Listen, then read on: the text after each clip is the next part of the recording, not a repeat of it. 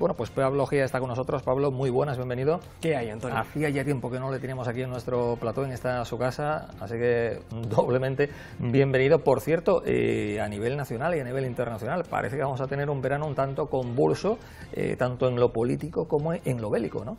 Sí, sin duda alguna está claro que los analistas van a tener mucho trabajo este verano y que no va a haber vacaciones. Evidentemente porque los escándalos de corrupción que afectan al gobierno y al Partido Socialista seguramente, salvo sorpresa de última hora, van a seguir sucediéndose, y luego porque el conflicto en Oriente Próximo y en Oriente Medio no solamente se circunscribe al que actualmente existe entre Israel e Irán, sino que realmente es una zona que va a seguir caliente de aquí a muchísimos meses. Bueno, pues a ver qué pasa. Bienvenido, ya digo, Pablo Gea. Pues ponemos el punto de mira, ponemos el foco para empezar en el campo onubense. Hemos comentado cuestiones que están preocupando en estos momentos al sector agrícola, sobre todo en el condado. Decía anteriormente Manuel que bueno, pues que la situación es de bastante preocupación porque el sector se siente abandonado, tanto por la Junta de Andalucía como por parte del Gobierno central. En este caso, Pablo, ¿qué podemos decir? ¿Dónde está la solución o qué está pasando?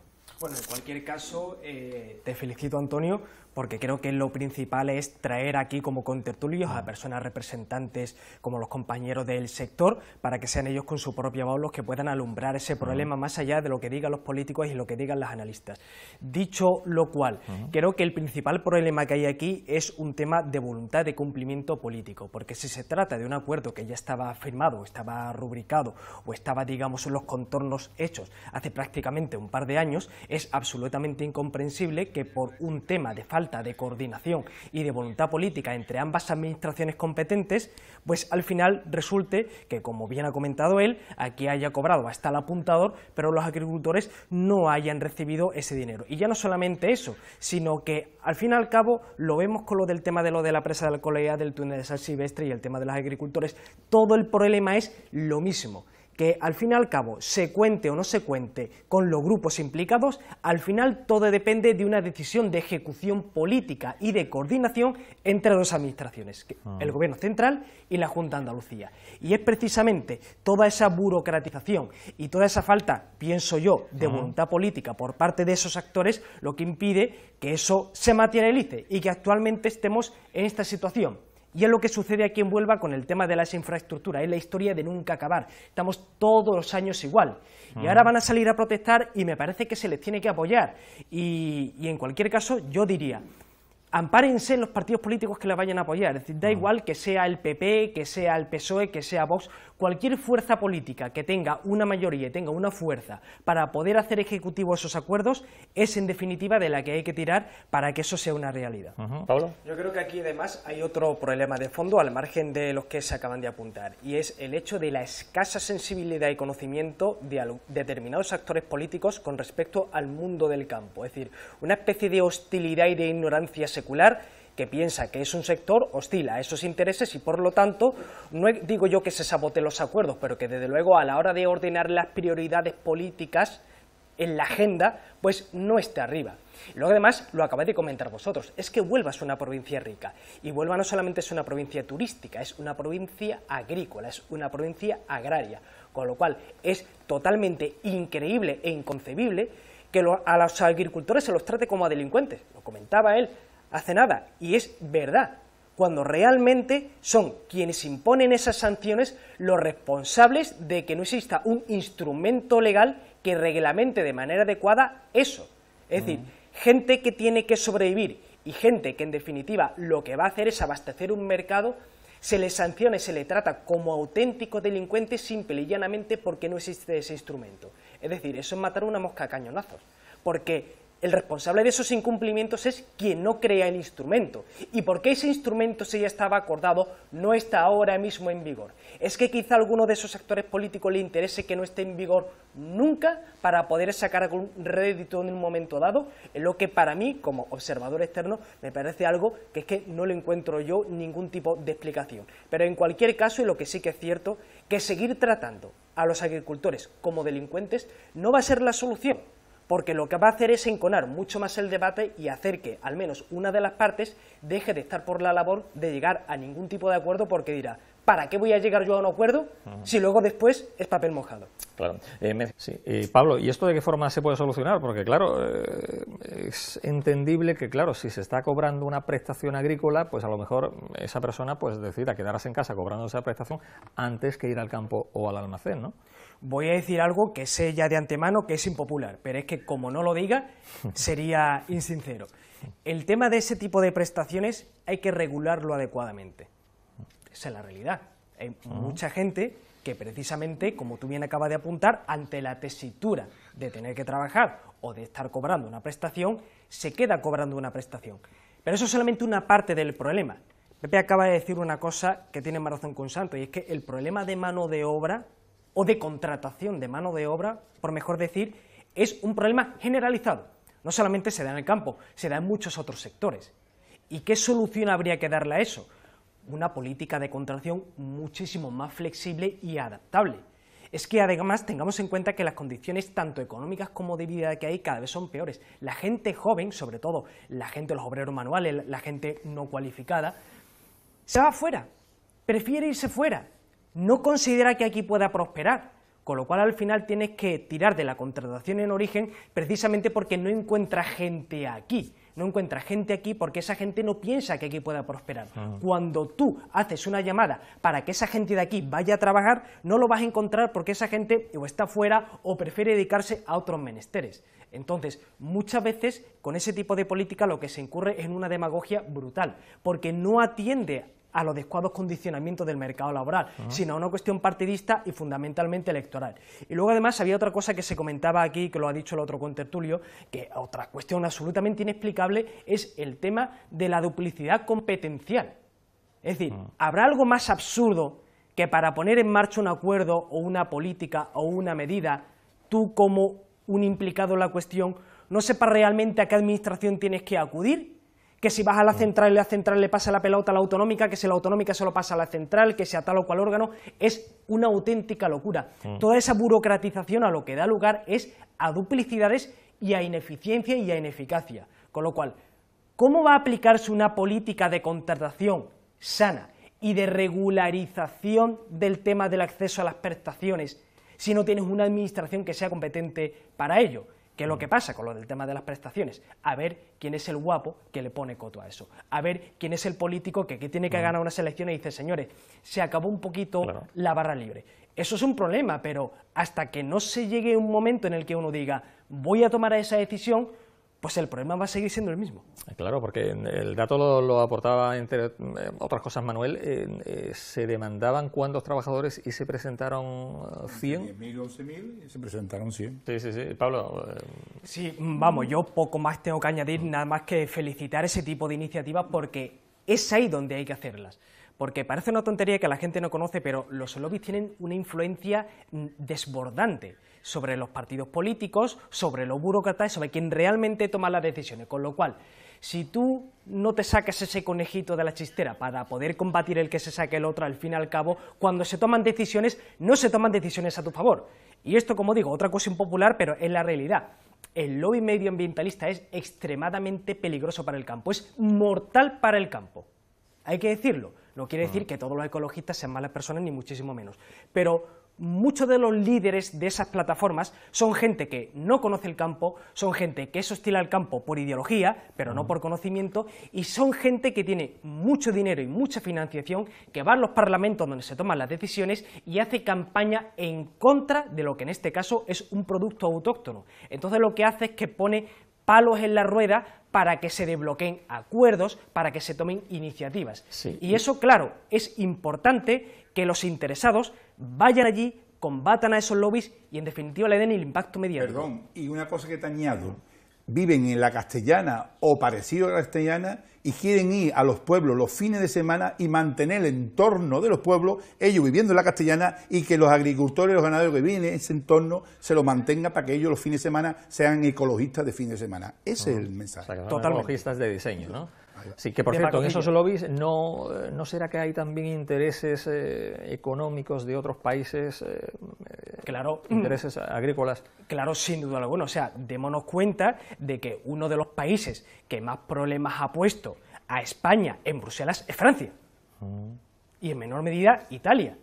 Entonces, claro, evidentemente es una cuestión económica, es una cuestión diplomática. Pero si uno tiene un producto que tiene que vender, solamente puede ir a combatir ese lobby de esa forma. Evidentemente, ¿quién tiene que combatir la nefasta influencia de Francia, de Italia o de otros países agrícolas dentro del entorno europeo? El gobierno, que para eso se les paga, que para eso está dentro de la política agraria común. Pero claro, a fin de cuentas, si uno no lo combate, como digo, de manera eficaz y, como digo, propagandística y mediática, eso la gente no lo conoce. El ciudadano de a pie realmente sabe cómo funciona la PAC, sabe cómo funciona el PER, sabe cómo funciona el campo, no lo sabe, y como no lo sabe no tiene ese tipo de sensibilidad. Bueno, pues nuestro buen amigo y compañero Pablo Gea está aquí sobre todo para lanzarnos y aclararnos muchas cuestiones sobre dos cuestiones que tienen que ver mucho con la política, con la polémica, con el conflicto, con la guerra. ¿Qué puede pasar con el caso Koldo, brevemente, Pablo, en los próximos días? El caso Koldo realmente ya no es el caso Koldo, es el caso Sánchez, porque en definitiva lo que ha dado lugar es a una serie de imputaciones de su entorno más cercano, que no solamente está circunscrito a gente que le haya podido servir en una labor de gobierno, sino que le ha servido para hacerse con el poder dentro del partido. ¿Cuál es el problema que va a haber ahora para el partido en sí? ¿Cómo se demuestre que ha sido beneficiario de todas esas mordidas en contratos públicos como persona jurídica? Porque entonces ya ahí el partido político no va a poder desligarse del líder. Y yo hay una cosa que no me cansaré nunca de repetir: cuando se le hizo la moción de censura a Rajoy, se le hizo la moción de censura porque en la sentencia que, digamos, ponía el picote al Partido Popular, se condenaba al Partido Popular como partícipe a título lucrativo, con lo cual, si algo parecido recayera sobre el Partido Socialista, él tendría que aceptar que se le hiciese una moción de censura o tendría que convocar elecciones.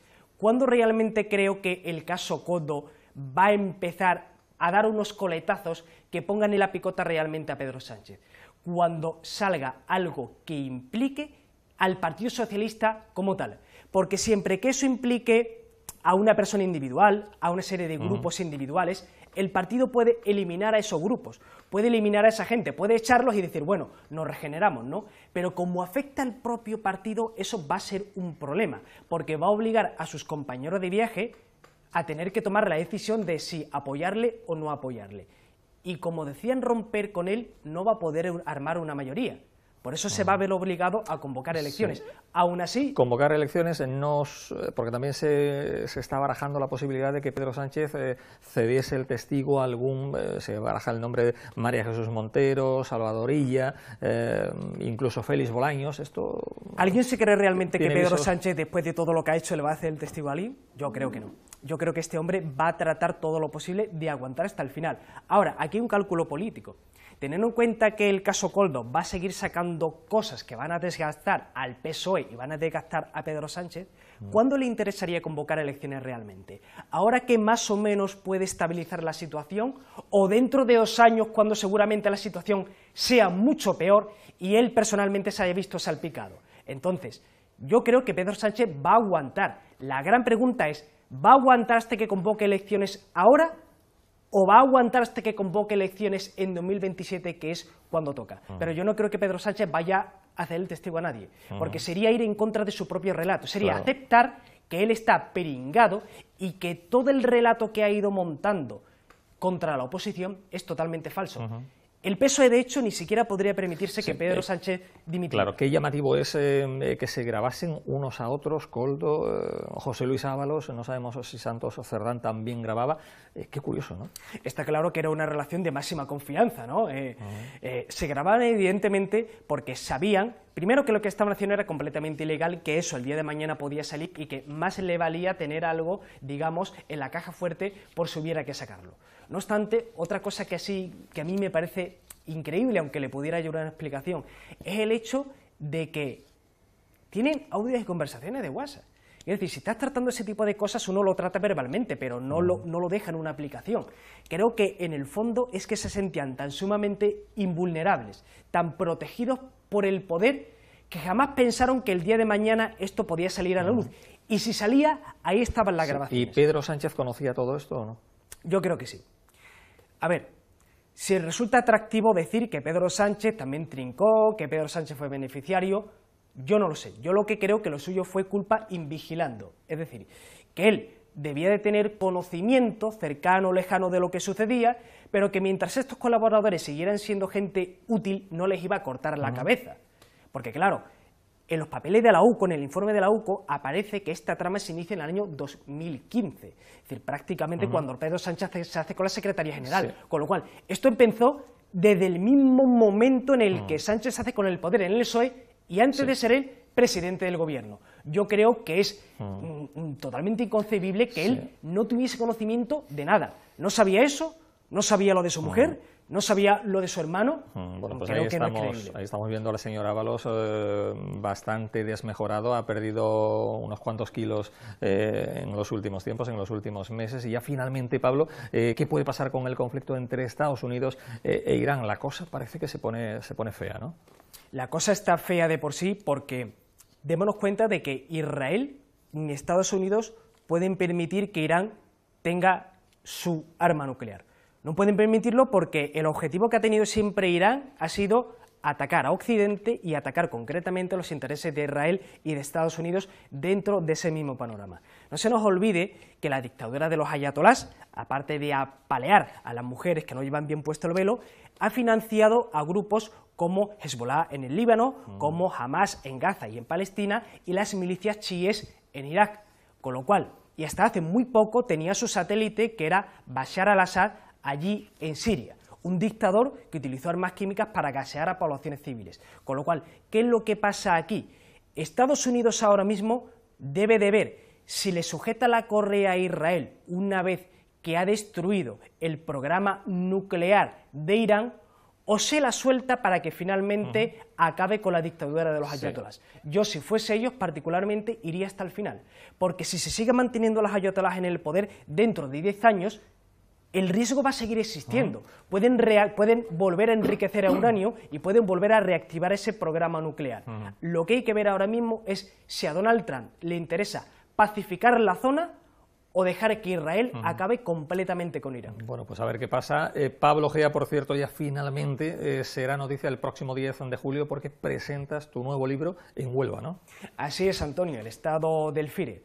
Este libro trata fundamentalmente, como además he tenido la oportunidad de comentarlo aquí, sobre cómo la dictadura nacionalsocialista utilizó el derecho, utilizó a los jueces, utilizó a los abogados para crear un sistema político represivo, para eliminar todo trazo de la democracia anterior, para destruir a esos grupos. Creo que hoy en día, salvando las distancias, es algo de palmaria actualidad, porque es algo que está sucediendo en algunos países de Europa y particularmente en España, como un grupo político utiliza el control del resorte del poder para desnaturalizar la democracia y convertirla en otra cosa. Bueno, pues eso será el próximo 10 de julio en Huelva. ¿A qué hora y en qué sitio en concreto? Eso va a ser en la Fundación de Caja Rural del Sur a las 7 de la tarde. Perfecto, pues ahí estaremos el próximo 10 de julio. Un placer, como siempre, tenerte aquí en tu programa. Muchas gracias, Pablo. El placer es mío, Antonio. Sí.